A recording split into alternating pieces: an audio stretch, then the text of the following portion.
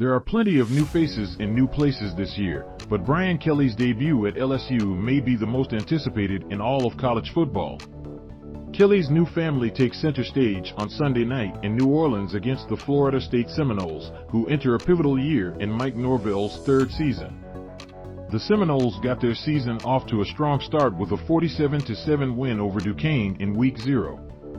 They racked up 638 total yards and an eye-popping 839 yards per play, but there isn't much insight for bettors to take away from a glorified scrimmage with an FCS opponent.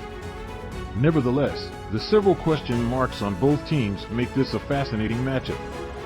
It certainly wasn't my strongest edge on the board, but I know after Saturday's massive slate, this game will be too good to pass up on getting in on the action. Copyright provided by Yahoo Sports US LSU head coach Brian Kelly runs practice in Baton Rouge, Louisiana on August 17, 2022. LSU, -3, versus Florida State. My initial reaction to this game opening at -3.5 was to wait until kickoff and see how many points would come the Seminoles' way. After all, a general rule of thumb is to grab the points against the favorite with a few unknowns. Florida State's win last weekend didn't tell us much, but it gave hope to Seminoles backers who believe this offense can reach new heights under returning QB Jordan Travis. And even though I think that can be the case throughout the season, they aren't ready to do it against a defensive front like LSU's. Key injuries have made the Seminoles' offensive line vulnerable up the middle, and LSU DT Maason Smith will be a nightmare for Travis all night. I don't expect Florida State to have consistent success running the ball, allowing defensive coordinator Matt House to unleash mayhem with the Tigers' pass rush. Ojulari is coming off a 7-sack season and anchors a front seven with the depth and talent to take over this game. LSU has had a lot of turnover in the secondary, but I doubt Travis will have the time to exploit its biggest defensive weakness.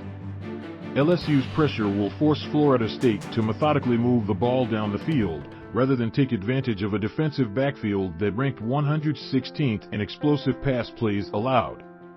Having to beat LSU's defense 10 yards at a time will put Travis' consistency to the test.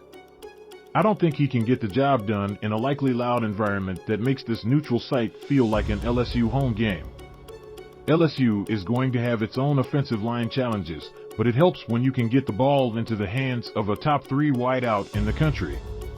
Kayshon Boutte's 14 TDs and only 16 career games demonstrate his home run ability as a playmaker, and he will serve as a cheat code against an experienced Seminoles secondary. Despite QB Jayden Daniels having so much to prove this season, he has enough surrounding talent for me to back him against a team that will be fighting for bowl eligibility for the entire season.